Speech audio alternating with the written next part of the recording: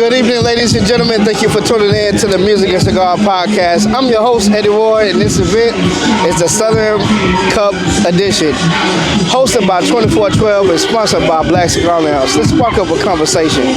Today, we have Mr. Mike. Mike, thanks for coming on to the show, baby. Thank you for inviting me. Hey, man. Hey, you're welcome. Anytime. Yes, sir. So let me ask you something. Where you from? Originally, I'm from the south side of Chicago. Went to the military late 90s. Made my way to Orlando for about 22 years and came to Huntsville.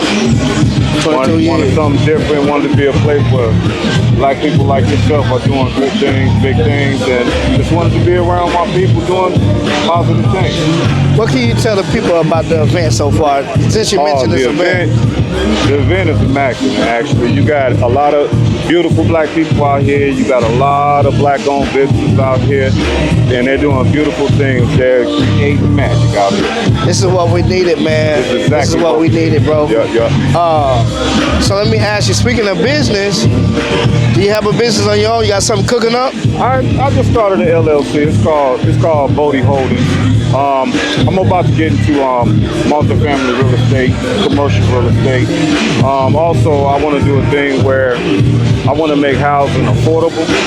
So I'm looking at doing what's called USDA loan for like rural land, so I can acquire like large amounts of land, anywhere from like 20 to 100 acres, and doing like communities where people can come, live good, but it's affordable. It's not hurting them. It's not hurting their pockets.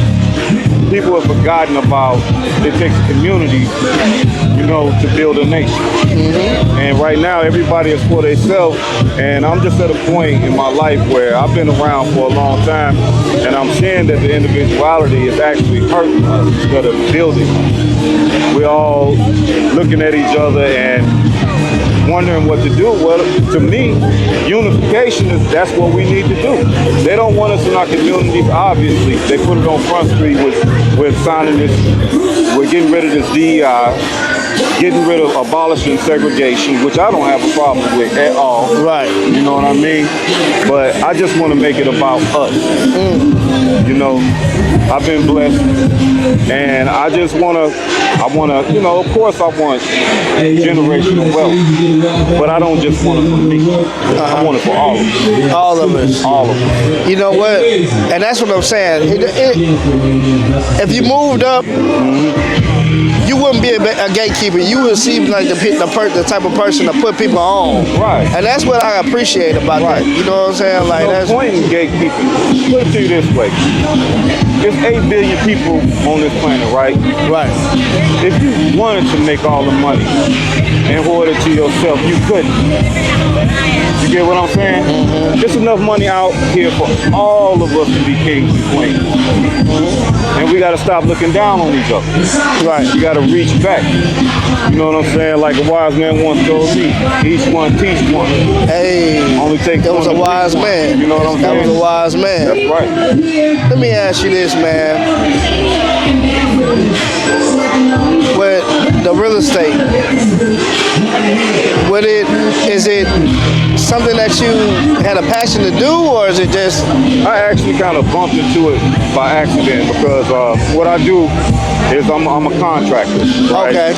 Okay. And me and my wife, like the first 10 years of our marriage, with me being in the military, we moved around a lot. So we bought a couple of places and we sold a lot of places and we got blessed. So I was like, you know what? The last place we stayed in was in Orlando in Davenport. And we bought a nice house, but it needed some work, you know what I'm saying? So I said, let me try something. So me and my wife got in that kitchen. We redid the countertop. We redid the backsplash. We redid the floors. We redid the bathroom. Me and her. You know what I mean? And then of course I had to get the roofing stuff done. I'm not a roofer. But I found out I had a passion for it. So I was like, you know what? I think I can do this. You know what I mean? So this year I just decided to, hey, go ahead and form an LLC. LLC. I met some people that can guide me too, because everybody needs guidance. You know what I mean? Right. So I'm just gonna go for it. I don't know how it's gonna turn out, but I'm gonna go for my vision. Right. You know what I mean? I don't doubt it, man. Look, and that's a good thing. Like, I was just talking to somebody about that, man. You know, applying what you know, hopping on more faith, and just taking whatever's in your mind and bringing it into light itself. That is, that's a hell of a way to generate wealth for your families. Yeah. You know what I'm saying? And it motivates people around you. You never know who watching. You never know who People watching. could be like, man, you motivated me. You inspired me to do this. Right. You see what I'm saying? You know, and then everybody think, you know, you got to be perfect to do this, that. No, it only takes one good decision. One good decision to change my life. And I'm serious about that. You know, growing up on the South Side, I played ball and everything, but it wasn't easy. You know what I'm saying? Right. And I was just like, it's got to be something bigger than the South Side. You know what I'm saying? Chicago. So, yeah. And don't get me wrong, I love my city. You know, I love the city. But I was just, I grew up there and I just wanted to see something different. You know what I mean? Right. I just wanted to see something different. No, That's how I am about Huntsville. That's how I am about Huntsville. Like, Huntsville is a good city. I've been here since 2005, but I would like to move to Atlanta.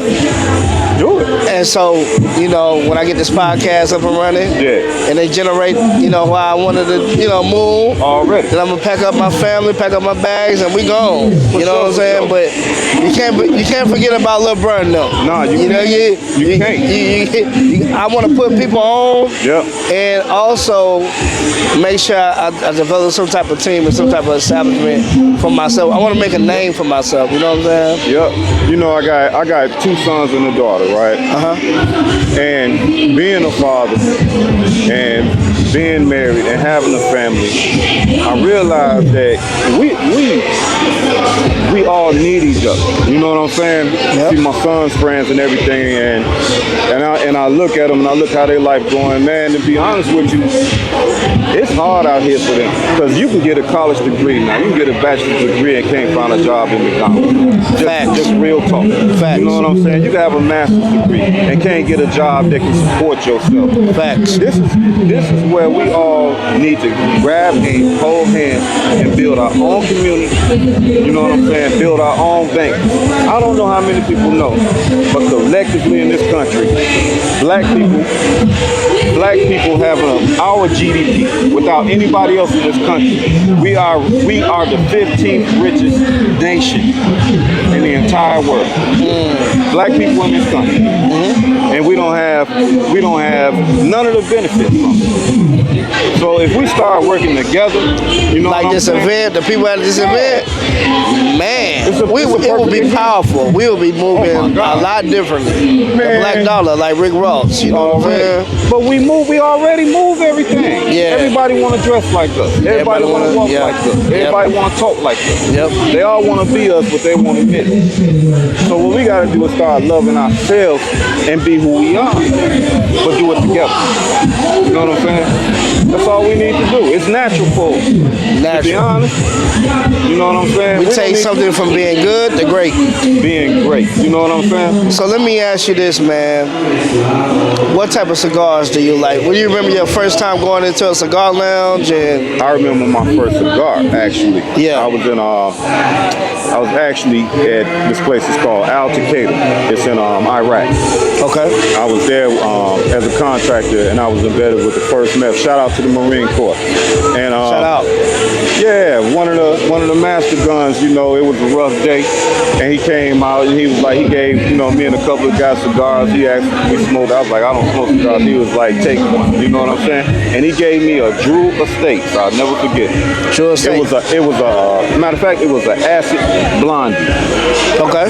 And I don't think I tried that yet. Yeah, it's decent. It's a good. Is it a medium stick? Medium? It's a medium. It's like a It's a little on the sweet side, but it's got a nice bouquet. It's like you get like a nice, rich tobacco taste, but the sweet is blended with it real good. And it's not too expensive. It's a good cigar to start off with. You know what I mean? So you would introduce that cigar to somebody that didn't smoke cigars and wanted to get into it. Yep. And so from there, in Iraq, moved around a little bit. We went into Baghdad. They got Cuban cigars there. And that's when I got introduced into the Cohibas, the real Cohibas. Not the Dominican seed or the Nicaraguan seed, but a real Cohiba. And it was cheap, man. Over here, you know how much Cuban, if you can get it. If you can get your hands on it, yeah. You know how much they cost. Yeah. Man, we was paying $13 for real Cohiba per stick. You get a box, $35. How many come in a box? 50. What? Yeah. The more you buy, the more you get. And once you get to know them, and they real. They real. Oh yeah. They real. Sound like you got the plug, man. I'm about to get with you out this interview, man. Yeah, I don't have no more. That was in Iraq. Yeah. I wish I did have it here. Yeah. I wish I did. So let me ask you, what's your go-to cigar now?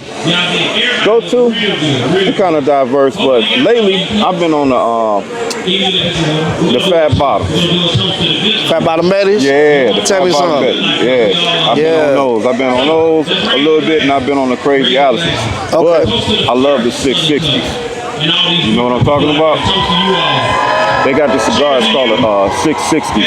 I forgot who it was made by, but I'll pull it up and I'll get it back. I'll get back to you. Okay. It's shaped kind of like the cigar, like this lighter here. Okay. But it's 660 gauge, and it's just simply 660 on it. Man, that's a smooth smoke, bro. Okay. You get you a nice some Angel's Envy. I ain't trying to plug nobody, but get you some Angel's Envy or Spanish Scotch. Yeah. Light that boy up, and you mellow, chilling. Got you some good music, some good jazz going. You know what I'm saying? Something with a good vibe. You know what I'm saying? Some Jill Scott, some Sade or something like that. Hey. You know what I'm saying? So tell me a little bit about your. Okay. So tell me a little bit. What type of music? You say Jill Scott. I love Jill Scott. It's a song by Jill Scott that I like called I Keep. About her. You ever heard I Keep?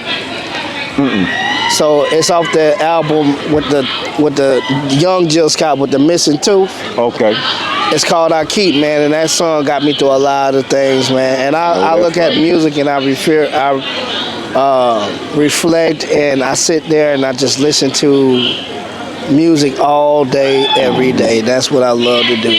But let me ask you this: R&B or hip hop? Both, actually. Both.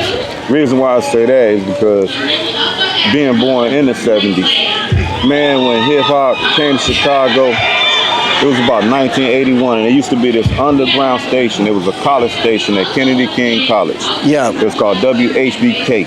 Okay. And man, we used to take the hangers, the little steel hangers we used to have, and put it on the radio so we could tune it in. Yeah. And that was when I first heard Sugar Hill.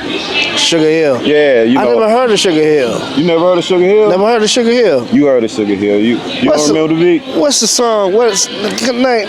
Oh man, why can't I remember? Why is it escaping me? I'm gonna have to look it up. Hold on, I'm gonna pull it up for you right now. Okay. That was the first. That was the first song I heard, and the second song was Curtis Blow. These are the Braves. Oh, okay, You know what I'm I heard saying? of Curtis Blow. Back to back. See, I'm a '90s baby, Yeah, so yeah. I heard of Curtis Blow, but I haven't got into it. I'm gonna listen to Curtis Blow. Yeah, I gotta pull it up for you. Sugar Hill Gang. So there you go, right there. So while you pulling that up, I'd like to ask you. Rapper's Delight. Rapper's Delight. Yep. Okay. Let me ask you this: what is your top 3 artists of the South? You talking about Now or just period? Now. Or period. From 8 Ball to MJG to Slim Oh Thug. man, you taking me back. Yeah.